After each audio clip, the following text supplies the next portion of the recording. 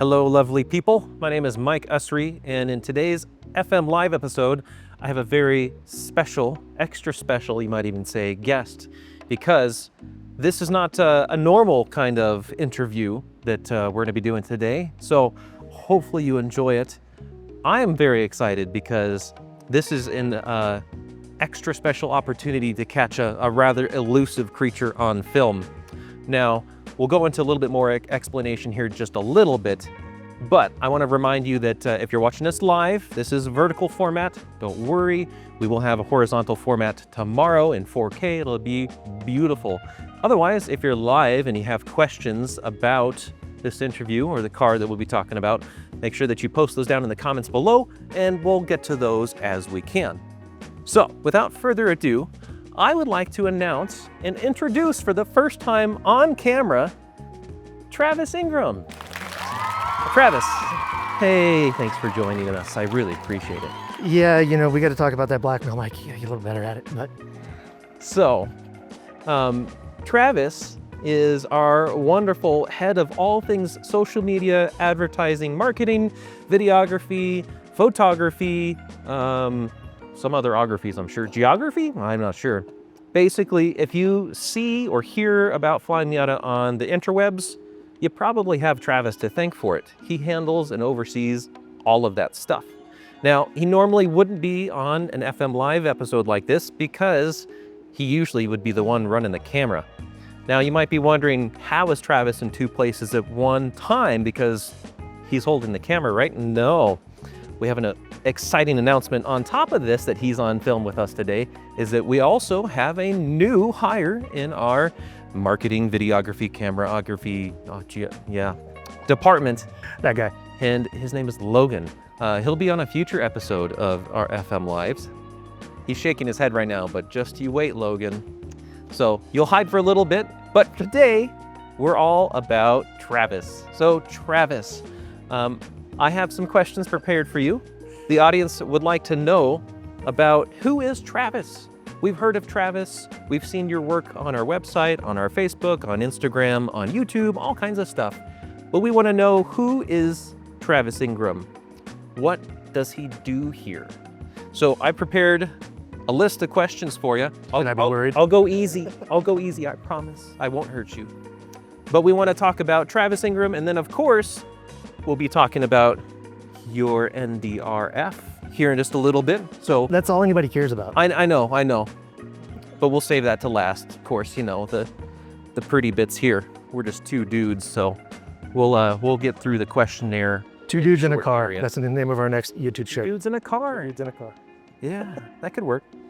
So, Travis, let's start off with a couple of softballs here.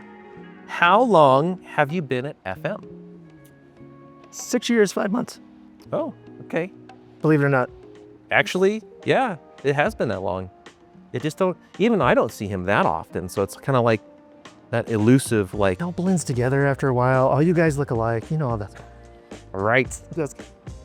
So, how did you get to start here at FM? Obviously, you've not been here forever. There are probably some people that may have not even seen you if they visited here in person. How did you get a start here at FM? That's a good question. It's kind of one of those things where I was just hanging around so much, they kind of offered me a job. I was an art director at an ad agency in town, and when I moved on from that, there wasn't really an opening here, but I was friends with Keith and I knew Bill and Terry, and they were looking for somebody to help take over some of the marketing and photography and stuff. And I was already doing some photography and stuff for FM and just kind of fell into it. So it was just being in the right place at the right time. And like I said, I just kind of hung out enough that I think they just felt bad for me and offered me a job. So moral of the story is that persistence is key. And if you're annoying, that's a good thing. Well, sometimes. Let's move on. What is your favorite thing about the job that you now hold? Well, that's, I mean, besides you, Mike, I mean, because you guys are awesome. But, I mean, seriously, the cars. I mean, what car guy would say no to being around this stuff all the time? We do kind of work in a candy shop. It's so cool to, I mean, besides just being around the cars, I mean, talking to you guys, because we've got, you know, Ethan is in the race and we got Keith who knows everything about suspension. Brandon and the R&D guys who know more than I will ever know about that stuff. You guys have all had Miatas. Y'all know more than I do about Miatas, let's be honest. And just being in a place where everybody has that, we just congeal. It just works. Congeal, that's a good thing. I like that. I've not heard that one used in one of our interviews before. Good job. He's also a man of many interesting words. I will say that. In other words, I talk too much. So, speaking of Miatas, how many Miatas have you owned over the years? This is my third. I had a 1996 M Edition for a while that I threw as much of the FM catalog at as I could afford to. Changed the entire interior from brown to black, because black is better. And then decided it was slow. And got rid of that. Got a few other cars that aren't Miatas. And then got a 99 turbo car. Igor, if you guys know Igor from the old shop days, the car with all the different panels that is mostly lava orange, but not quite lava orange. And green. And blue and black. Yeah. And basically did this whole same thing to it. Went through 3 sets of wheels, 2 sets of suspension, swapped the interior from brown to black. You see a theme here? There's really a formula that you just follow. Pretty much. But that one at least had a turbo. So it had whooshy noises and power and was so much fun when it worked. But it smelled bad and the AC didn't work right. And we live in the desert of Colorado. So on 102-degree days, nobody wanted to be in it. So you sold it. to buy this. And admittedly, the AC in this works great. Oh my gosh. It doesn't smell funny. Or at least, It smells like leather. Yeah. It's got, we're getting a little ahead of ourselves. We'll talk about that more in just a little bit. But this is the ultimate Miata at the moment for you. No regrets. Yeah. Okay, good. So, carrying on with the theme here, what's your favorite Miata generation? ND, yeah, that was an easy one, of course. So, why? Why do you like the ND generation specifically? Well, the shape mostly. It's modern, but at the same time, that silhouette harkens back to the old 90s JDM cars. I mean, it's just got that same silhouette as like the old 240SXs and a Supra and all the stuff that I grew up with, especially the RF, but that just arched vac with the kind of pointy nose. I just love the lines of the car. Caught my attention. They're so easy and fun to drive. But I had a bunch of MR2s for a while. And with the RF little pointy notchback on the back deck, it made me think of my MR2s. And since I can't afford to get an MR2 because they've kind of up in price, I get this instead. Fair enough. And actually, I was just talking to some folks earlier today that were talking about their ND RF, and they mentioned that, if I didn't have this, I'd probably be looking at a Nissan Z or Fairlady, if you wanted something a bit retro, because the styling is pretty similar. Yeah. Especially when you kind of look at the silhouette. So I agree.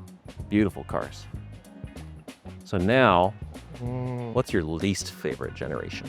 Oh my gosh, I'm going to get hate for this. It's okay. They're just opinions. They don't have to hurt. I have good reasons for it, but since I've had a 96 and a 99 and an ND, I think that I can say for me, the NAs are just not my thing. They're a little too retro. I don't fit in them well. That was going somewhere different, I thought. No. I love the NC, dude. That would be my second choice.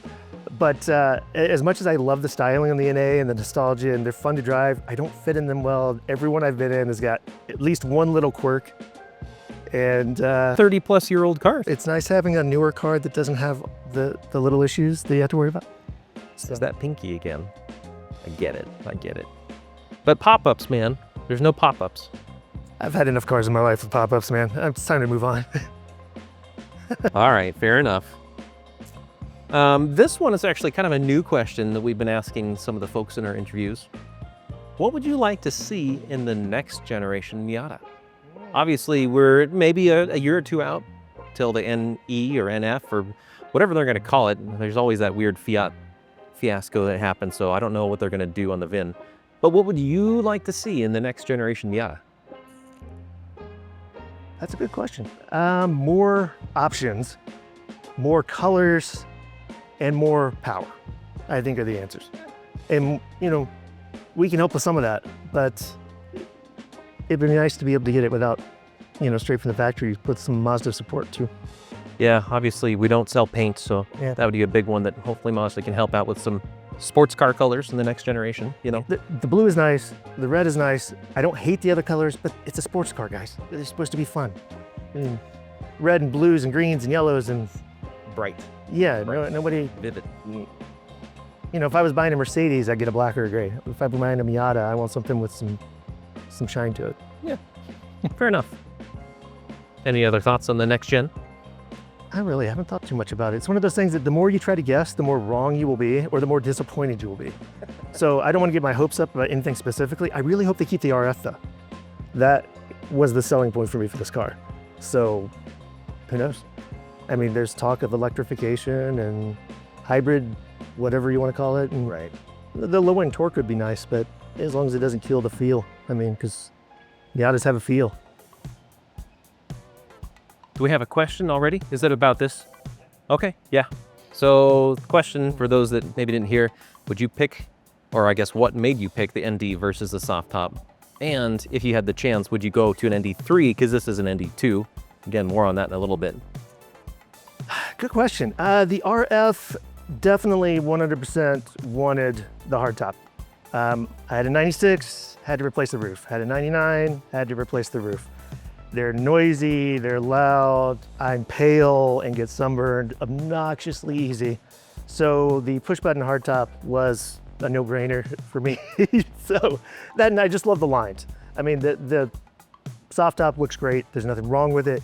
I know some people prefer it, and I'm not gonna say you're wrong, but for me, that just shape and the benefits of having an actual hard roof when you want it was the selling point. What was the second part? So ND2, Oh, would you prefer ND3 if it were the same options? And So I will be honest, having driven both of them, my only real envy is the infotainment system. The benefits of working at Flyin Miata is I can change most of the other stuff. The infotainment system's a little harder. I do like the newer screen. It's sharper, it's a little lighter, not quite as intrusive to the cabin. Wireless CarPlay is nice, let's be honest. But you know, the rest of the stuff, my car compared to that car feels good, but everything we've done to this car, it feels great. So depending on what you want out of a car, there's nothing wrong with the ND3. If I was buying a new one and had the money, I'd probably go ND3, but I've got no plans to get rid of my ND2. So they are pretty close, I agree. But, of course, when did you realize that Miata is the answer? Because that's the important question. probably when I bought my 99. Like I said, when I had the 96, it had some issues and it was a fun car, but it just didn't scratch that itch for me compared to some of the other cars I've had. But when I bought the 99 and felt a car with all the upgrades and the turbo and everything else, you know, I just kind of fell in love with the chassis and the feel of the car. The problem with a lot of other sports cars is I've had, you know, Mini Coopers and G35s and MR2s and a 240SX and a bunch of other things is, one, the bigger they get, the more power they get, the sloppier they feel, you know? And you throw enough money at anything, you can make it great. But the Miata just right out of the box is just tight. It feels like a sports car should. It's fun, it's easy to drive, you can cruise around and relax in it, you can take the top off, you can autocross in it, and drive home with the air conditioning on. It's just a fun car. Easy, friendly. Exactly. I think that's why a lot of people like Miatas. Let's be honest. And you can make them mean if you want to.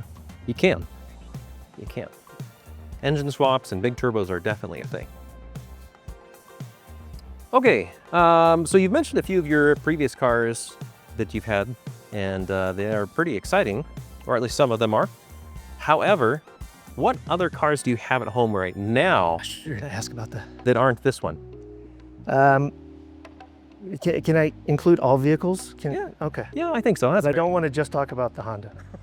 So nothing against Honda fanboys, but I've got a rather beat up Civic that I use as a daily driver that has seen better days, and I fixed most of the issues. But it was a stopgap between cars that kind of stuck around, and I don't hate it. I just don't like it. Well, it's okay. It's not a K24 Civic. No, Right? it's slow and boring, and Yeah. so it gets 40 miles a gallon. It's a commuter car. And actually, he's not giving it much credit. He's actually cleaned it up. It looks nice.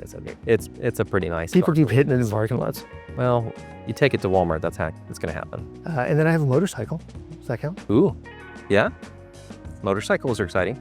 Triumph Daytona 600 barn find I bought from the previous owner of FM, and basically replaced everything except the engine in it. So it's a fun little bike. My only complaint about the bike is it takes away Miata time. So I get crap for not riding the bike, but if I ride the bike, I get crap for not driving the Miata, so you can't win. So Travis keeps all of his vehicles very shiny, even the not nice Honda Civic. They're always shinier and cleaner than all of my cars. So his perspective and, I guess outlook on how nice a car or vehicle is a little bit skewed. I used to take cars to car shows, so my level of clean is probably a little more than most. Remember, we're talking to our media guy, all of our photography and videography stuff. So he's got an eye for aesthetics. It's a good thing. I mean, you can say it. So, what is your favorite non-Miata? Or you could say, what's your dream car that's not a Miata? Dream car, not a Miata. Noble. A Noble, like M12 or I would take any Noble, to be honest. anything Noble? Okay. But yeah, I mean the N12s, they're just beautiful, and the fact they're coach made by hand in the UK. Always had a niche for those little mid-engine hatchback. It's not a hatchback, but kind of notchback-looking cars with engine in the wrong place and the little stubby nose like my MR2 had. I would love to have one of those, or Lotus. I wouldn't say no to a Lotus either. That'd be pretty And sweet. a Vera. Yeah, oh, definitely. Definitely, I'm taking a Vera. Fair enough. So lastly, about you, I recently heard that you're a bit popular in Japan. Apparently, when we go to all the different shows that are, big Miata shows all over the US, you always get interviewed by a really nice Japanese gentleman, and they go on for podcasts and videos and stuff. What is it about Travis Ingram that is so popular in Japan? He's exaggerating a little bit. It happened maybe twice, but I have no clue why anybody would want to talk to me, to be honest. Pale, awkward white guy, maybe I'm just friendly and easy to talk to. I don't know.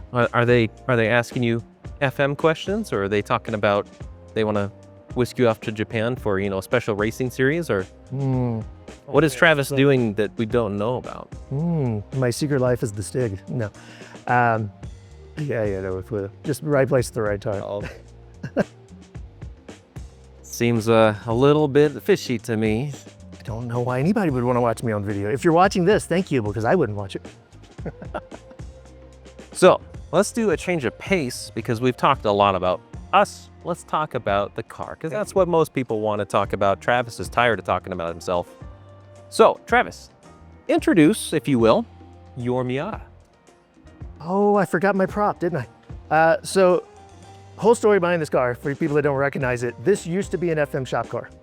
Back in the day, we had 3 NDs in the fleet. We had ND, the white V8, Andy, the gray one you see on the left behind us, and the blue one was the last one we got, and we called it Jones. So we had Andy Jones, which everybody thought was clever. But when they decided they don't need this car anymore, I swooped it up because I just needed it, and decided Jones didn't fit me as a person.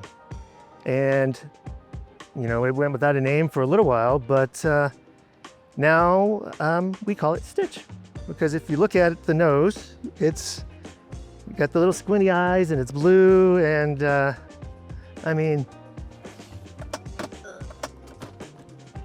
I'm goofy, but it looks like Stitch. Little side mirror ears, and Yeah, it has the whole persona. Hopefully it's a little easier to control than Stitch, though. yes, that's why I got sticky tires. Yeah. Oh, that's true.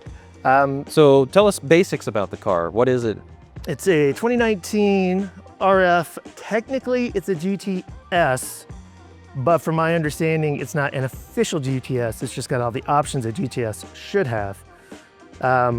Eternal Blue Mica, which I think they only did for 1 year, maybe 2. Something like that. 2019, maybe 2020? Yeah, for the Miatas anyway. I know they did them for the CX-5s and some of the CX-9s and some of the other SUVs and things, but this was one of the only years they did this color on the Miata.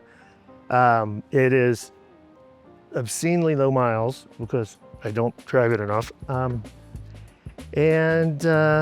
Yeah, I mean, I just love it. It sits in my garage more than it should. When it does get out, it's a lot of fun. It's got, I don't even know if I can remember the whole catalog list that's on it, or Koni suspension. Well, before you get too deep into just rattling it off, let's walk around the car and you can talk about the different things.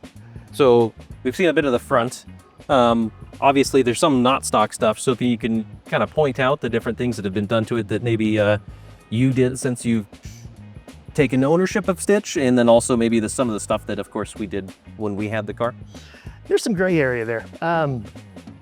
But yeah, so, I mean, just walking around, I mean, the obvious things people notice first are the carbon fiber body pits, which are from Carbon Miata.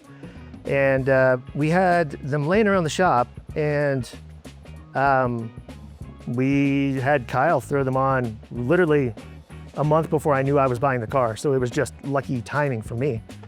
It's got a spider grille, which we got lucky on. This was actually a return, I think. One of the tabs is broken on it, but you can't tell, it stays fine. Nothing's wrong with it, so I got that. I see also some nice smoked LED corner side lights. markers Yep. from us. And the side markers. The side markers, it's got, let's just go this way.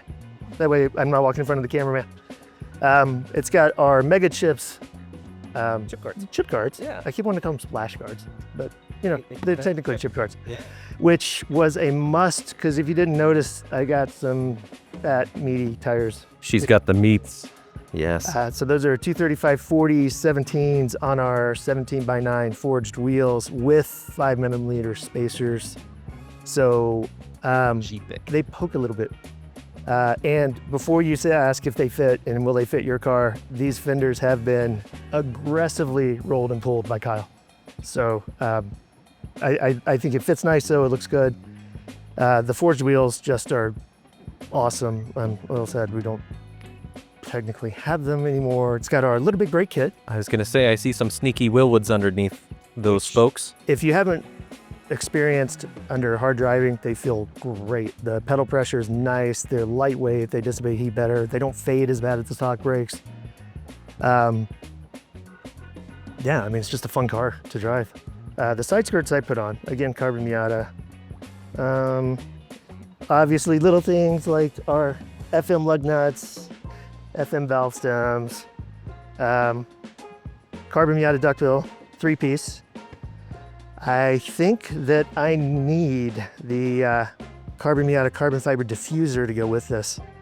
I've got too many hobbies, and I need, but that would mean selling the motorcycle. So if you want to buy a motorcycle, let me know. Yeah. Bright yellow, polished with diapers. It's beautiful. I've got our sequential rear turn signals, some LEDs, the Craven Speed stubby. Right.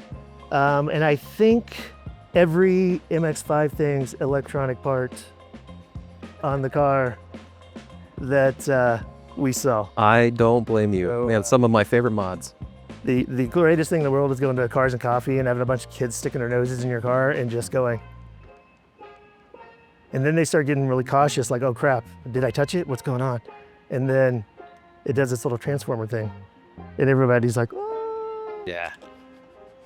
Yeah, especially when the RF came out, everybody wanted to see, how does the top go down? How does it work? How does it move around?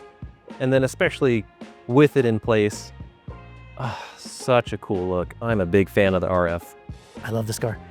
On the inside, I've got the Spider 3D Max floor mats. I've got a Modiction 16-ounce lowered shift knob, a steering wheel from Is it Cypher? Cypher. Yeah. Those are available at FlyinMiata.com. And a few other little MX-5 thing stuff, like the tail light. I've got the RF delete, airbag light delete. and I'm forgetting something. So, You have the CAN bus control for the Hush-O-Matic, I believe. oh yeah, Yes, I so do have the can't Hush-O-Matic. see it, but with the wiper stock, you can control the exhaust, which maybe you should talk about the exhaust. Yeah, the Hush-O-Matic we sell, if you haven't seen it, as far as I know, it's the only active exhaust for the Miata, and it's got a nice a nice tone to it. It doesn't drone, and you can control it from the wiper stock, like you said, which is the greatest thing in the world because it's not super loud to begin with. But if I'm roaring around the canyons, I want to hear the car, and when I pull into my neighborhood at 11 o'clock at night, I don't want my neighbors to yell at me. So turn it down, feeling quiet. It's that's a nice little party trick. Yes. And I think mated with that, you have our high flow mid pipe. Yes. And then forward to that, I think you have stock exhaust, stock headers. Stock headers for now, and stock tune.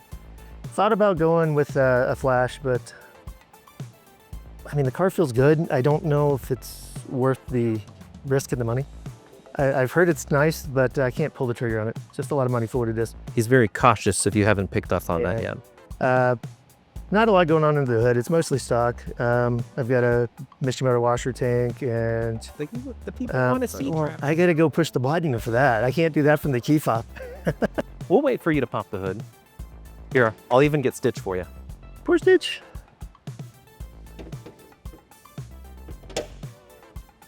Hood lifts. Every car should have hydraulic hood lifts. That alone was worth popping the hood.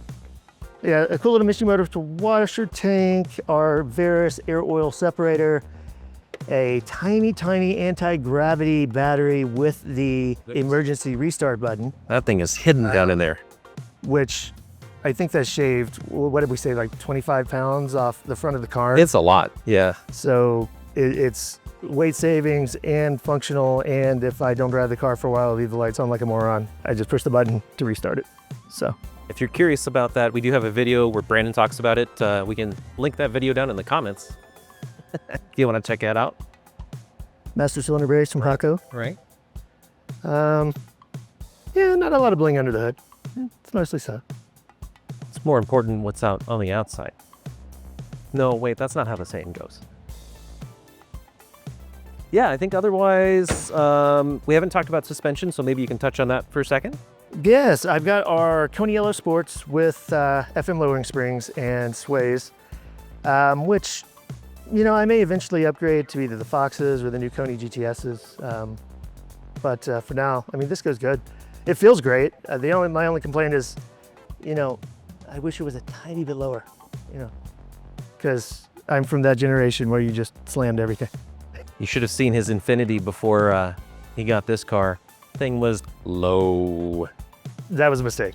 That was too low, but it did look good. It was pretty cool.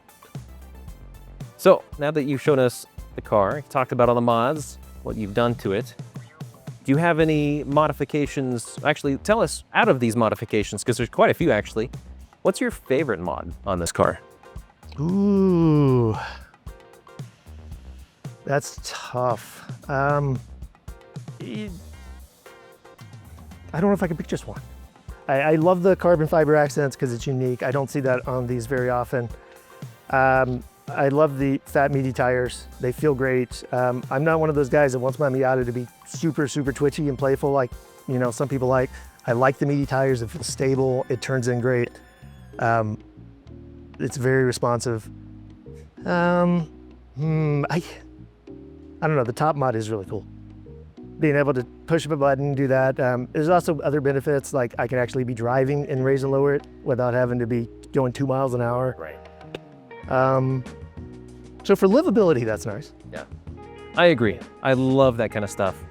Things that make the car Oh my gosh. more yours, you know, uniquely yours, and then also those little creature comforts and just ease of use make the daily drivability so nice. Yeah, I love that. So, on the flip side, are there any of these mods, or maybe mods that you don't see because you've taken them off, that you regretted? For this car, no. You've learned your lessons, huh? I think that I'm a lot more cautious about throwing mods and money at this car than some of the other cars I've had. Sure. I will say that Miata washer tank is tiny.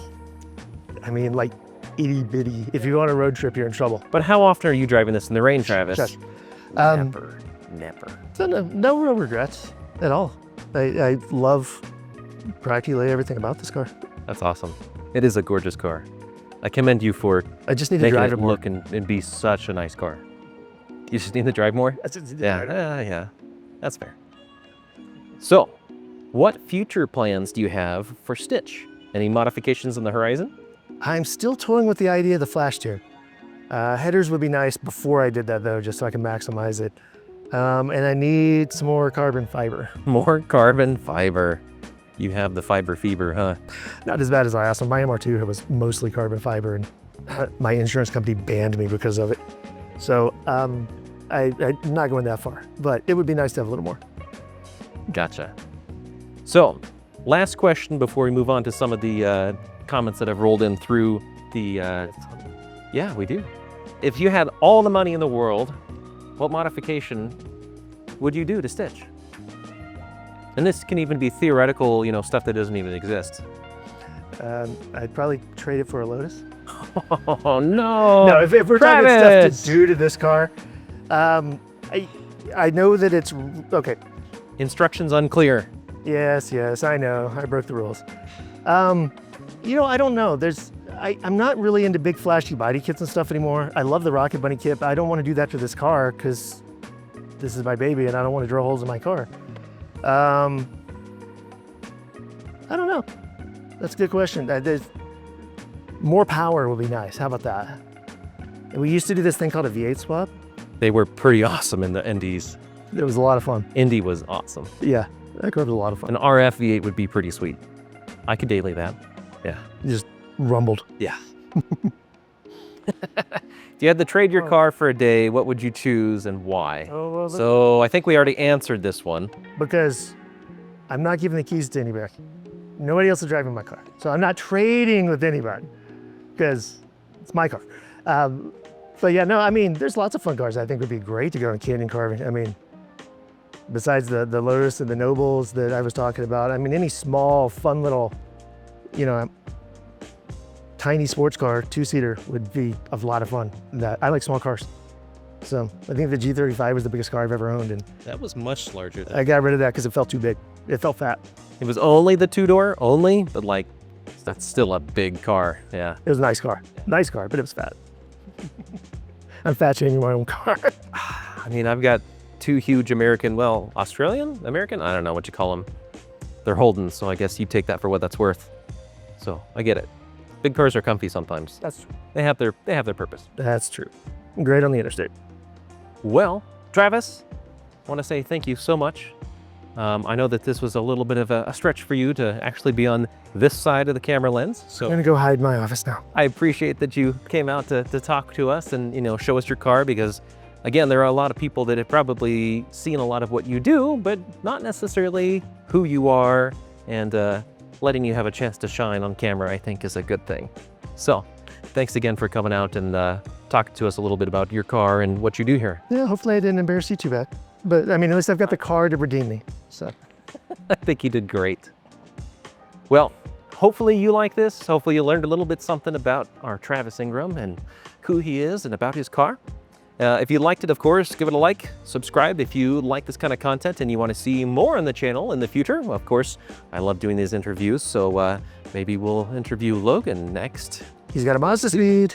He does have a Mazda Speed. It's gorgeous. Again, something with the marketing and, videography and all that kind of stuff. It's just the people who work in our department that they just have pretty cars.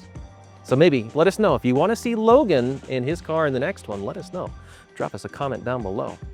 Of course, if you have ideas about other kinds of videos you'd like us to talk about, if you want to see more parts, if you want to see more us do theory or whatever, drop us comments down below. We love your suggestions. We thank you so much for watching and for interacting. The whole point is to hopefully share some experience and share some knowledge. So that's what we're after, and hopefully that works for you too. As always, thank you so much for watching, and we will see you again next week, same time, same channel. We appreciate it. Thanks, everyone. Catch you next time.